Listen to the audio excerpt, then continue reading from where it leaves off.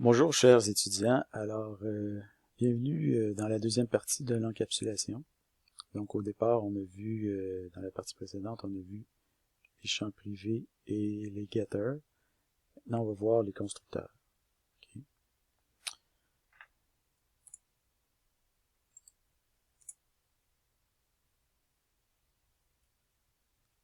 Donc on va se passer dans la situation où on veut modéliser une carte à jouer. Alors, on a déjà procédé à cette modélisation-là précédemment dans le cours, mais peut-être pas de la façon dont on le voit ici. Donc, mais d'une manière qui se rapprochait quand même. Donc, on a ici, comme on le voit, on commence par se définir des couleurs de cartes, donc un type énuméré, pic, cœur, carreau, trèfle. Et après ça, on se définit une classe carte qui possède deux champs publics, un champ pour la couleur et un champ pour la valeur, et des constantes pour savoir exactement de quoi on parle. Donc, un as, c'est la valeur 1, un valet 11, une dame 12 et un roi 13. Cependant, cette classe-là n'est pas encapsulée. Okay. Pourquoi on dit que cette classe-là n'est pas encapsulée?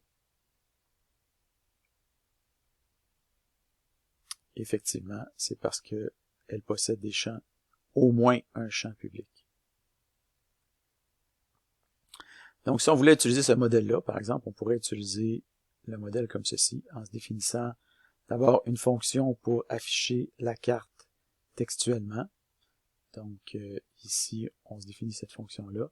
Et ensuite, on pourrait se définir un main en définissant une nouvelle carte qui possède la couleur cœur et la valeur as, donc un as de cœur. Et après ça, on va afficher notre carte convertie en texte. Okay. Et quelle serait la sortie du programme?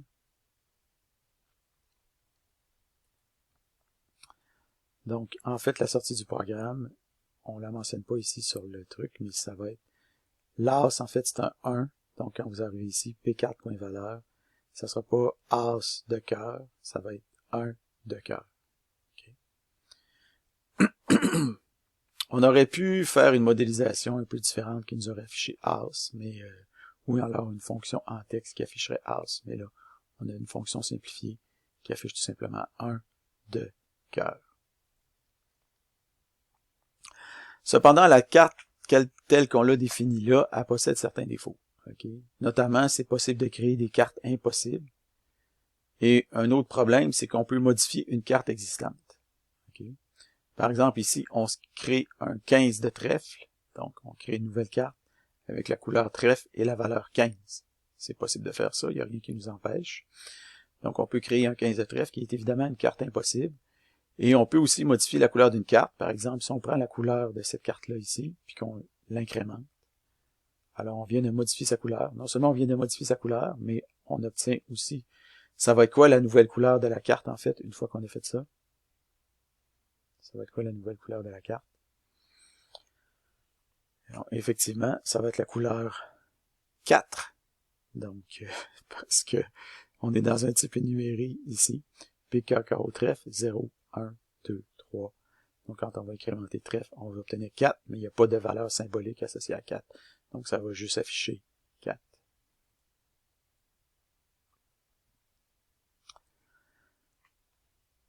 Donc, on voudrait en fait modifier notre modèle pour que les règles suivantes s'appliquent en toutes circonstances. Okay? Donc, la valeur de la carte est toujours et nécessairement comprise entre un 1, un as et un roi, et 13, un roi. Donc, on ne peut pas avoir, autrement dit, des valeurs impossibles.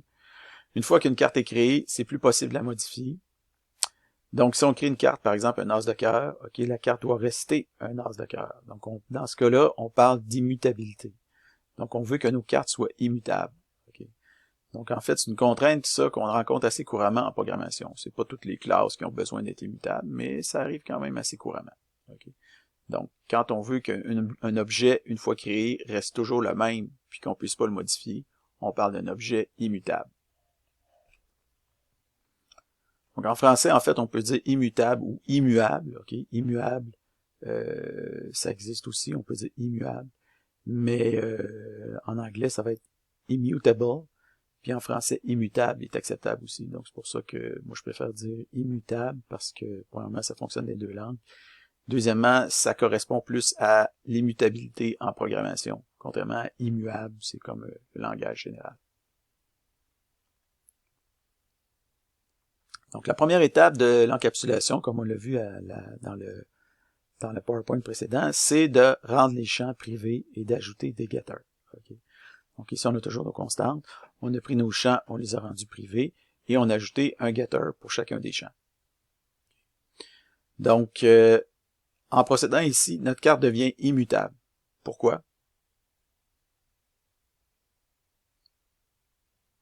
En fait, pour qu'une carte soit mutable, dans ce cas-là, il faudrait pouvoir accéder à ces champs d'une manière directe ou indirecte et pouvoir les modifier. Donc, vu que les champs sont privés, sont inaccessibles de l'extérieur, puis vu que les getters, ça modifie pas les champs, mais ça veut dire que c'est impossible de modifier les champs une fois que la carte est créée. Donc, on obtient effectivement une classe immutable. Donc, un exemple de programme client qui va utiliser la classe précédente, ce serait le suivant. Donc, on a notre main, on se crée une nouvelle carte, puis après ça, on l'affiche. Okay. Dans ce cas-là, quelle va être la sortie du programme? Donc, si on regarde ici, en fait, on crée une nouvelle. On va avoir notre champ ici privé couleur carte qui va être initialisé à la valeur par défaut et la valeur ici qui va être aussi initialisée à la valeur par défaut. Donc, la valeur par défaut de la carte, ça serait quoi? La valeur par défaut d'un type énuméré, c'est toujours le premier de la gang. Donc, ça va être pic. Okay. Et la valeur par défaut d'un entier, c'est toujours 0. Donc, dans ce cas-là, ici, quand on va faire un writeLine, en fait, notre carte, ça va être un 0 de pic, qui est malheureusement une carte impossible. OK. Donc, c'est peut-être pas exactement ce qu'on voudrait. Okay. Donc, en rendant notre classe immutable, en fait, on a engendré un autre problème. Le problème qu'on a présentement, c'est qu'on peut uniquement créer des zéros de pic, qui est une carte impossible. Donc, il faudrait se trouver un moyen pour pouvoir créer d'autres cartes que des zéros de pic. Donc, pour remédier partiellement à ce problème-là, ce qu'on peut faire, c'est donner des valeurs par défaut qui correspondent à des valeurs qui sont valables. Donc, par exemple, on pourrait dire que la couleur par défaut, la couleur automatiquement utilisée quand on crée un nouvel objet, ça va être la couleur pic, et la valeur, ça va être un as. Donc, cette fois-là, quand on va créer une nouvelle carte, on va automatiquement obtenir un as de pic, et non pas un 0 de pic. Okay. Mais, ça règle pas le problème du fait que on peut pas, avec ça, créer d'autres cartes qu'un as de pic ou un 0 de pic. Okay. Donc, pour régler ce problème-là, ça va nous prendre ce qu'on appelle un builder, ou alors, ce qu'on va appeler, un peu plus loin, un constructeur. Donc, un builder, c'est quoi? Un builder, on a dit que les champs privés sont pas modifiables à partir de l'extérieur. OK, là, les champs privés, on les voit pas ici, là, ça, c'est les getters.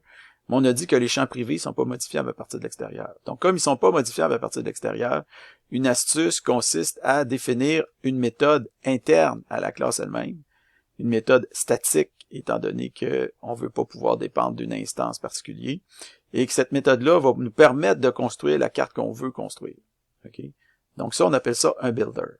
Donc un builder, c'est une méthode statique qui permet d'instancier une nouvelle carte ou une nouvelle classe ou un nouvel objet plutôt avec des valeurs qu'on voudrait en fait que cette carte-là ou cet objet-là adopte. Dans notre cas, on se définit un nouveau builder, carte, qui va nous créer une carte. Le builder s'appelle new. Il va créer une carte et il va prendre en argument deux trucs, la valeur de la carte et la couleur de la carte. Donc, on commence par valider les paramètres. Donc, il faut que la valeur soit... Si la valeur est plus grande qu'un roi ou qu'elle est plus petite qu'un as, on a un argument out of range exception. OK, la couleur de la carte comme telle, on la valide pas parce que c'est un type énuméré, puis normalement, à moins de faire par exprès, on demandera pas de créer, par exemple, un 0 de pic. Okay, pour faire ça, il faut faire un cast, en tout cas, il faut se compliquer la vie. Donc, en général, c'est pas le genre d'erreur qu'on va faire naturellement. Okay, c'est le genre d'erreur qu'on peut faire, mais intentionnellement, mais pas naturellement. Alors qu'ici, naturellement, la valeur, on pourrait naturellement passer une valeur comme 15, puis il faut pas que ça soit acceptable. Donc ici, on valide seulement les paramètres qui ont besoin de l'être. Ensuite, on crée un nouvel objet, tout simplement. Donc, on retourne une nouvelle carte avec la valeur qui est la valeur spécifiée ici et la couleur qui est la couleur spécifiée ici. Okay. Donc ça, c'est un builder. Donc comment on pourrait maintenant utiliser notre builder? Okay. Ben, on pourrait se créer maintenant une nouvelle carte en utilisant notre nouvelle méthode builder qui s'appelle new. Okay. Donc on ferait carte.new, méthode statique, donc nom de la classe, point méthode statique, avec les deux arguments, un as de cœur. Okay. Ça nous crée un nouvel as de cœur. Et on peut, après ça, l'afficher l'as de cœur. Donc, quelle va être la sortie? 1 de cœur. Donc, est-ce qu'il faut absolument ajouter des builders statiques dans toutes les classes encapsulées? Question?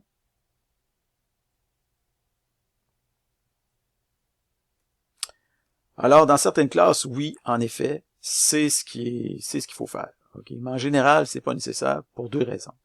La première, c'est que certains objets, ou certaines classes, en fait, comme par exemple la boîte de vitesse ou la banque dans les exercices que vous avez faits, sont toujours initialisés de la même manière. Donc, dans ce cas-là, les valeurs par défaut fournies pour les champs suffit. Donc, on n'a pas besoin d'un builder. Okay.